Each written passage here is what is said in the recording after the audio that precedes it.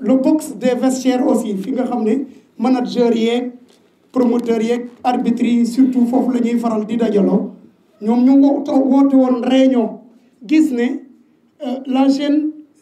CNG TV boobu chaîne YouTube boobu war na mën a générer de l'argent ñu ne pourquoi pas mënuñu ko aménager def box comme genre studio boo xam ni xëy na actualité bi am régulièrement au niveau de la lutte mbër mu ñëw par exemple un Balla Gaye wala Modou Lo bu ñëw di renouveler moom dana am exclusivité mën ko jël comme ça au moins ñu rentabiliser la chaîne YouTube moo taxoon ñu créer box boobu pour fexe au moins ñu am loo xam ne YouTube bi mën nañu indil loolu aussi ci engagement yi nga xam ne jotoon nañ ko jël la bokkoon. donc au départ boo xoolee bi ñu toogee ba rek jéem a régler loolu yëpp pratiquement on était parti à zéro ci la ñuy continuer di fonctionner di débrouiller ba yàlla dogal saison bi ñu yegg si fii 28 millions yi mu wax il a bien éclairé qu'à ce jour c'était 10 millions et quelques 10 millions et quelques liquides boo xam ne des na ci keesu CNG yenn dépenses yi non ci pas ci keesu CNG mu ngi ci banque bi mu ngi ci banque ba effectivement parce que c'est bon à éclairer ah man duma laal xaalis duma laal dërëm bu ñuy dem di ko dépenser Aziz lay waxal c'est le chargé des finances le vice-président chargé des finances le trésorier signé man ma apposé sama signature ñu génnee xaalis bi te balaa ngay apposé signature day am motif bi tax ñuy génnee dépense décroché nañ ci fonds yi dugg ren des partenaires yu mel ni te mu ngi ci budget bi mu ngi ci biir waa Marodi waroon exploiter image yu lamb ñu ne leen droit à l'image CNG moo ko moom ci théâtre boobu ngeen di gis war a exploiter suñu lam ñu négocier le contrat ba 2 millions mu ngi ci biir kees bi également noonu la demee avec ay tubaab yu ngeen fi gisoon ci lambu Assane Ndiaye ma koy nuyu au passage tubaab yooyu bi ñu ñëwee dañu indi woon seeni caméra ak seeni lu ñu mën a filmer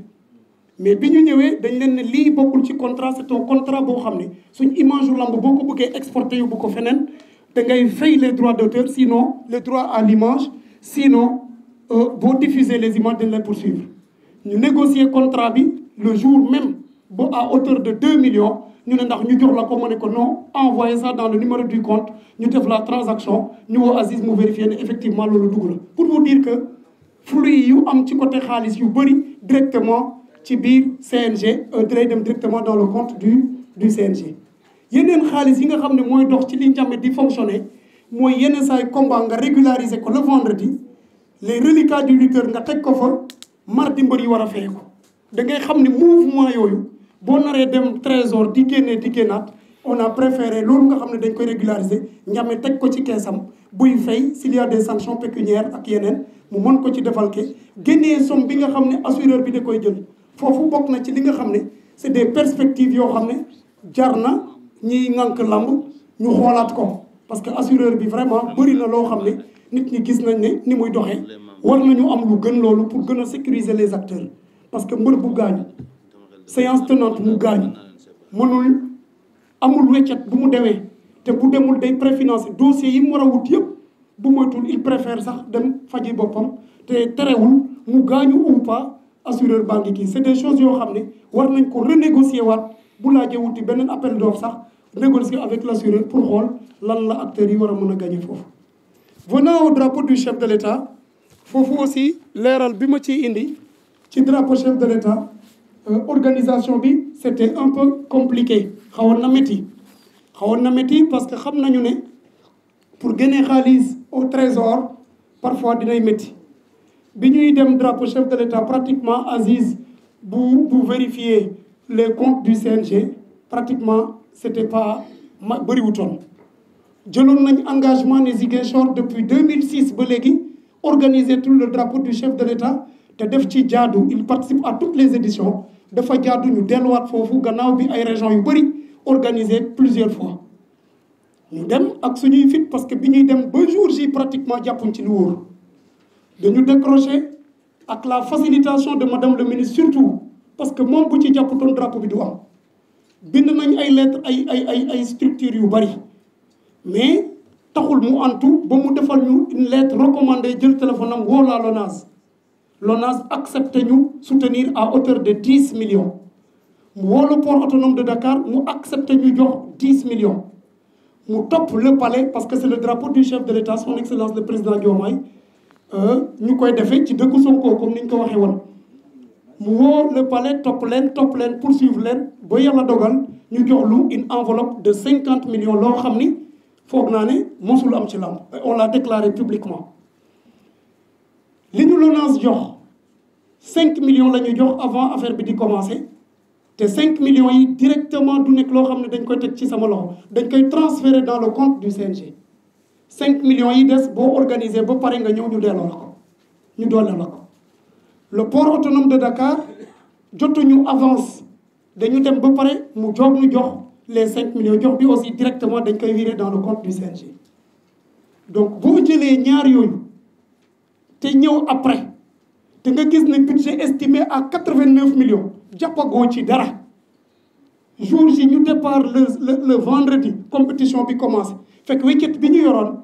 ci kees bi Aziz joxe woon na ko ba délégation bi jiitu woon ñoom Khalifa Sow dem hôtel yu bëri foo war a fay 1 million ou 2 millions nga jox foofu caution 100 000 200 000 ne avant ñuy dem dañuy fay li des avant ñuy dem bi c'est le dimanche la finale les finales ñu dem ba le dimanche te taxul ñu jotaat leneen li ñu dugal rek moo fa ne donc on était très stressé parce que instant boobu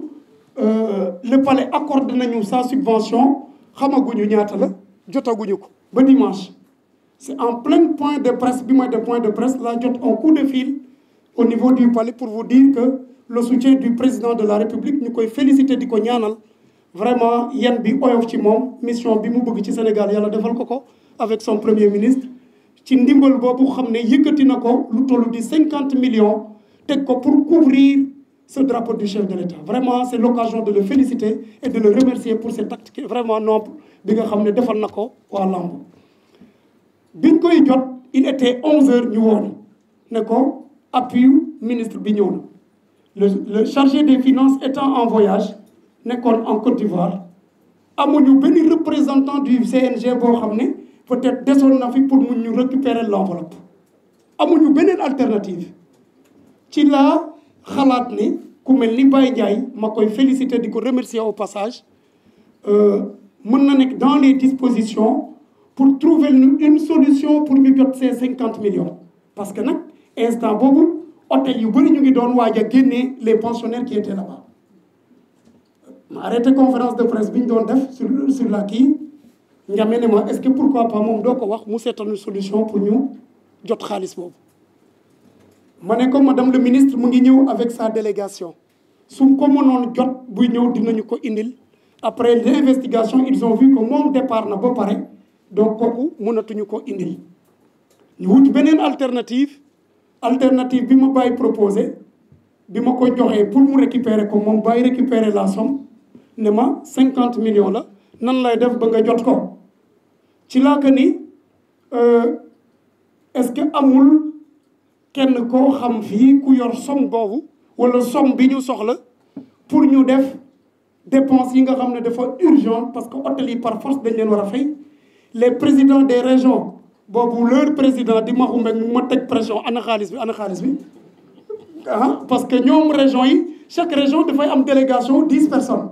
boo xam ne CNG moo koy jël en charge muy le transport d'une région à la région qui abrite muy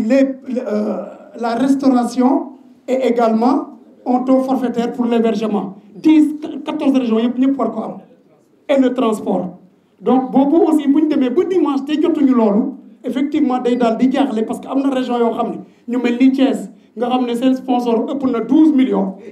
dëgg la ñi leen jàppale ëpp na ñooñu amuñu problème mais des régions yoo xam ne dañu sori te amuñu jàppale boobu war a nourrir 10 personnes ak loolu vraiment on comprenait li tax vraiment ñoom aussi ñu nekk sur le qui-vive di laajte pour ñu def lépp pour ñu jot xaalis léegi biñ ko jotee ci lañ ne xaalis boobu nga xam ne mu ngi fii teew ban canal la ñuy def Baye Ndiaye ne ma attends je vais appeler Demba Ka de EDK Oil ma koy nuyu au passage c'est pas une publicité mais mu woo ko ne ko ndax amul succursale bu nekk à Ziguinchor pour que montant bi ñu soxla pour régler ces urgences mu jox ñu ko moom mu joxel ko fii à Dakar après bi ñu paree boobu sottiwul parce que il y avait pas cette succursale amuloon à Ziguinchor ñu ñëwaat jéem a woo Mansour ba ma koy nuyu au passage. N'oubliez pas que la veille da doon def face to face Eumeu Sène Franc ci face to face boobu mu laaj ko ndax yorul liquide bu ñu soxla mu ne jotul yor liquide bu toll noonu parce que li mu yoroon ci liquide daf ko investir ci face to face boobu. léegi puisque amuñu ko woon léegi amatuñu beneen alternative lu dul mu envoyé ñu ko par Wave pas toute la somme mais somme bi nga xam ne ça permet de régler les urgences à savoir ñi nga xam ne dañ leen waaj a génnee ci hôtel yi les primes en individuel mu jël 4 personnes Bossou Ndiame des membres du CNG ñu dem ci Wave bi mu envoyé ñu 19 millions yooyu ci la ñuy génnee séance tenante bu ngeen gis la pendant que ñu ngi compétir ñoom ñu ngi dugal xaalis ci ay enveloppe parce que chaque catégorie de poids 66 kilos le vainqueur 500 000 troisième place 350 000 deuxième place 350 troisième place 150 000 fois 5 catégories xaalis boobu sur place dañ ko waroon joxe hôtel yi dañ leen war a fay sur place les régions également dañ leen waroon dellu loolu sur place loolu biñ ko xaymaa ba mu nekk somme boobu ci lañ ko joxe mais les primes bi nga xam ni dafa nekk par équipe muy l'équipe vainqueur war a am 10 millions ñu ne nañ leen bindal chèque ci xaalis bi fi des le finaliste le demi-finaliste 5 millions troisième place 3 millions somme yooyu ñu bind ko par chèque après leur responsable jël si ko donc parce que dafay baax ñu leeral ko ñun loolu c'est l'occasion de dire que ay envoi xaalis par Wave billahi la je vous jure mosuma jël xaalisu corruption venant ni d'un promoteur ni d'un lutteur mosul am te du mos a am parce que dara jaraluma ko donc pour caricaturer Wave ak ay Orange Money loolu vraiment c'est des détails yoo xam ne jarul sax ñu ciy revenir encore donc boo gisee may leeral li bi ñu jotee xaalis ba tamit li nga xam ne def nañ ko quand on a effectué les dépenses gisoon nañ ne y avait des arriérés ça il faut le relever parce que les présidents des CRG ñëwoon nañ ci man ne à la précédente édition du drapeau du chef de l'État de Mbour per diem yi nga xam ne dañ leen ko war a jox di 50 000 par personne fois 14 jotuñu ko woon à la dernière édition bu Mbour quand je suis venu ils m'ont rencontré laaj ma ko loolu aussi ñu génnee ko fay ko avant le drapeau du chef de l'État delloo leen ko comme administration continuité la bor bu ma fekk aussi je suis dans tenu de le payer ñu fay ko à la première assemblée générale séance tenante ñi ñu xam ne moo nekkoon ci budget bi par exemple le per diem des arbitres qui était à 150 000 pour jour dañ ci teg 25 000 parce que ci document bi nga xam ni moom la ñu def budget ba mu nekk 89 millions il était prévu 150 000 direction technique 150 000 les directions les présidents des CRG 50 000 les DTR 50 000 mais ci kuréel yooyu yëpp ku nekk jël nañ 25 000 yokkal la ko muy les DTR les 14 DTR yokkal nañ leen ci 25 000 au lieu de 50 000 75 000 lañ leen fay les présidents au lieu de 50 000 jox nañ leen 75 000 les arbitres ci nekk 150 000 175 000 la direction technique 150 000 ñu def 175 000 loolu boo gisee ma koy leeral moo justifié budget drapeau chef de l'État bi nga xam ne au total serré nañ ba tollu à 80 millions 940 000 lañ dépensé au drapeau chef de l'État te li ñu encaissé en liquide c'est 50 millions du palais 10 millions port 10 millions LONASE 2 millions Aziz Ndiaye ak 200 000 Fulbe FM yooyu lañ jot comme apport li ci des vraiment je tenais à éclaircir loolu parce que je pense que c'est bon à parce que bi may wax licence yi aussi dama fàtte pour les entraîneurs. entraîneurs yi jël nañu à hauteur de 330 000. effectivement concernant les licences. Merci. Donc voilà je pense que bu loolu. éclaircissement yi parce que vous avez parlé des arbitres. Les arbitres avaient reçu 200 000 ils ont reçu à la fin 175 000. Les arbitres avaient reçu 200 000 quand j'ai trouvé un sponsor ñu yokk ko ci parce qu'il y avait un sponsor boo xam ne dañ ko yokkoon ci arbitre yi. Mais sur le budget, le document qu'on avait reçu, arbitre 150 000 le document bi prévoir. Donc 150 000 bi ñu prévoir ne moom la ñu fay arbitre, c'est loolu moo justifié montant bi nekk 89 millions. Si les arbitres avaient reçu 200 000 à Saint-Louis, man ak Babacar ñoo trouvé woon un sponsor pour solal leen ko ñu yokk ko ci li nga xam ne moom la ñu am mais dans le budget qui a été soumis de 89 millions arbitre yi 150 000 lañ fi bind. Merci. Donc, Sylia, hein? Voilà, Catalina, effectivement, Catalina, aussi, vraiment, il avait fait un apport. Bin na mo ngi ci rapport bi sax lire nako Aziz lire nako ñu koy remercier au passage parce que Catalina tout compte fait dafa accompagner la saison ba mu jeex